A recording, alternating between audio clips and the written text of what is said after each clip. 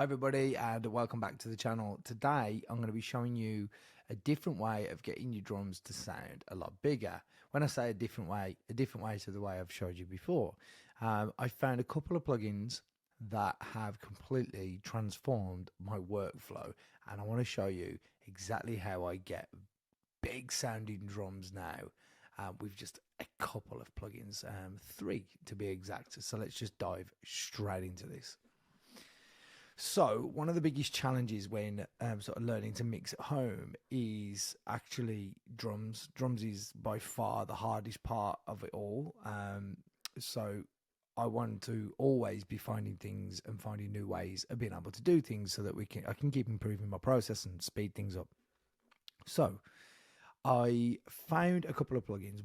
A couple of them I may have even featured before. I think one of them I certainly have, which is this one, which is the Chris Lord Algae plugin, where you can have, there's a whole bunch of presets for kick, snare, toms, overhead, room and cowbell, and you can tweak these, and they generally will get your drums in quite a good place right from the off, just with a couple of clicks of a button. As long as you've got a decent sounding recording, you're good to go. Now, honorable mention is a plugin called Silencer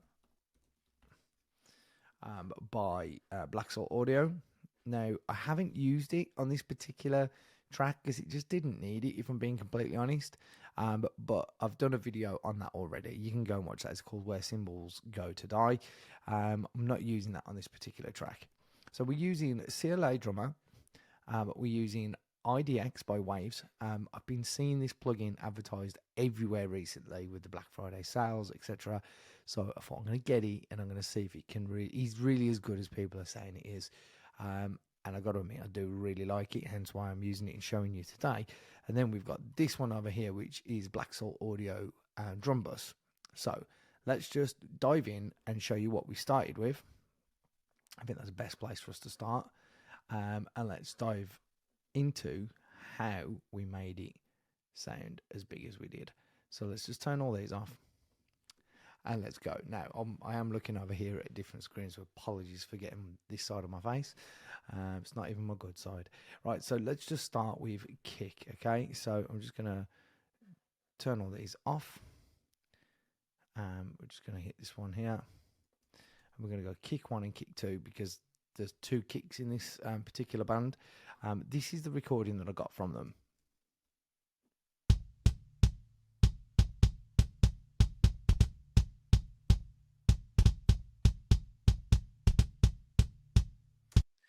And this is with the snare.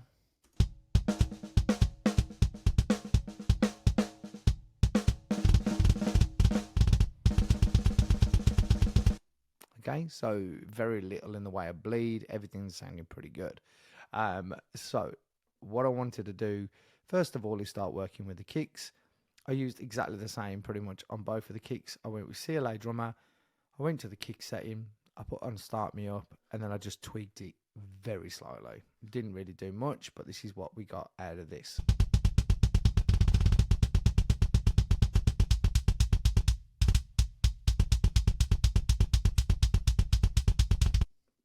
Obviously, that makes a big difference straight away. Then we took this compressor and we used the kick impact. And I'm literally using basically presets just to quickly show you how much it's improved it just with a couple of clicks. Now, obviously, if I tweak this further and mess with it further, it's going to sound better. But I just wanted to show you what a difference, just literally putting the plugins on, selecting a preset and just almost go running with it, just how much it did.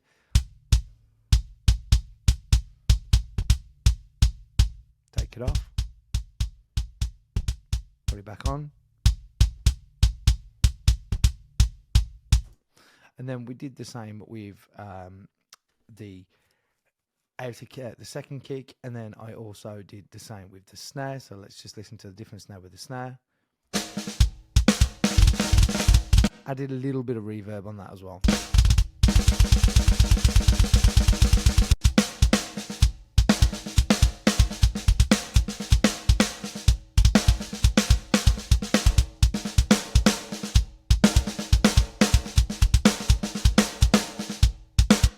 And pretty much followed the same process all the way through with toms, with a little bit of panning going on.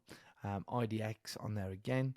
I used the CLA plugin on all of the toms, and then I used for the hi-hats. Actually, I haven't done any EQing or anything yet. What I did was I used IDX, and I just kind of left it. I did originally play around with this,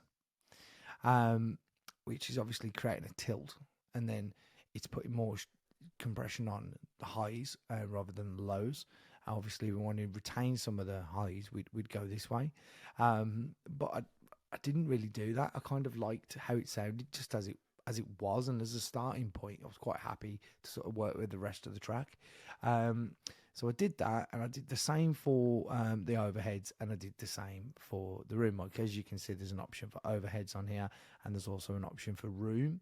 So I did the same on all of them, and that is literally all I did. Okay, now have a listen to what this sounds like with just those plugins, and there's one more plugin that's going to finish this off.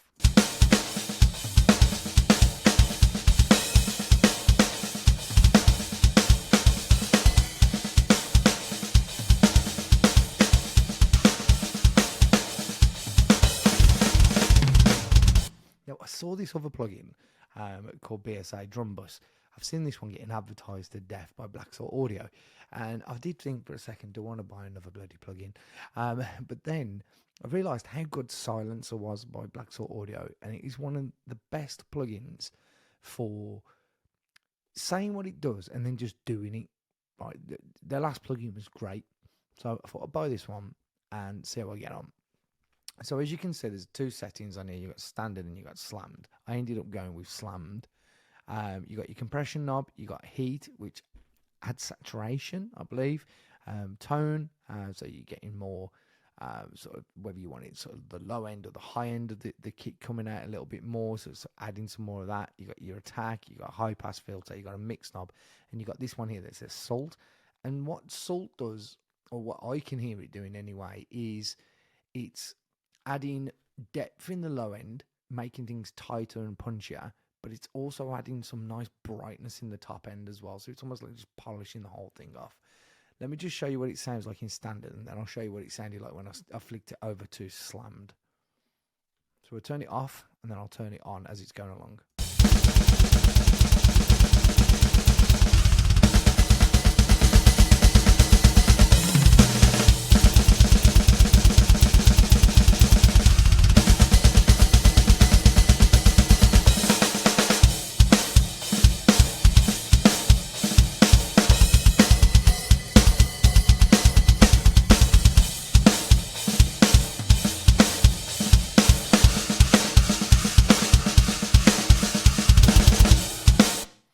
Certainly does a whole lot to that snare. It really brings out the snare a lot.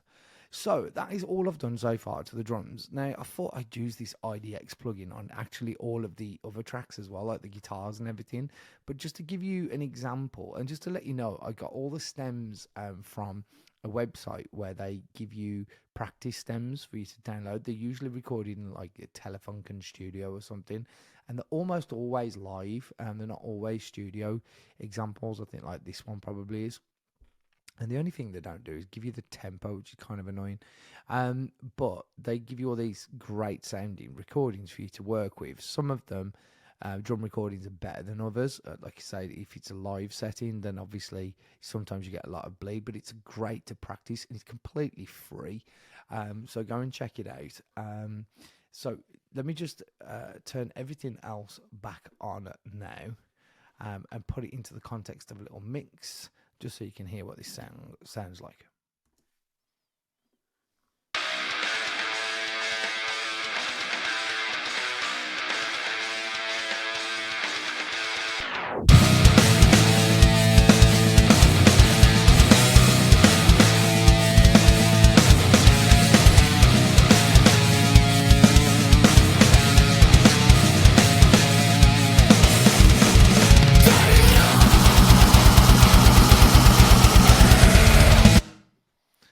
And that's it, guys. Like I said, look how many plugins are getting used on here. You've only got one or two on I've got a couple on the bus here.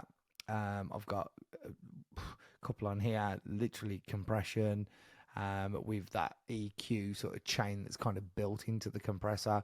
Literally one plugin on most of that. The guitar's already sounded quite finished on the stems that I downloaded, so I didn't mess around with the guitars too much. I was concentrating on the drums, and I even used Xbox Pro, and I used the IDX again for the vocals to bring the vocal to the front, and yeah, it sounds really, really good. So yeah, guys, let me know in the comment section what you think of these plugins. Now, in total, for the silencer, for the BSA Drum Bus, for IDX Live, those and CLA, the Crystal Algae ones, I think in total those 4 plugins are going to cost you less than £200 or $200. And I think for mixing drums, which are pretty difficult to do anyway, they're probably the hardest of all the instruments to get sounding right. I think for under $200, I think that they're 4 of the best plugins that I've come across anyway so far to date. And there is another one I want to check out by Waves, but other than that, at the minute, these ones are my favourite right now. So thank you for watching. Hit that subscribe button, and I'll be back with more very soon.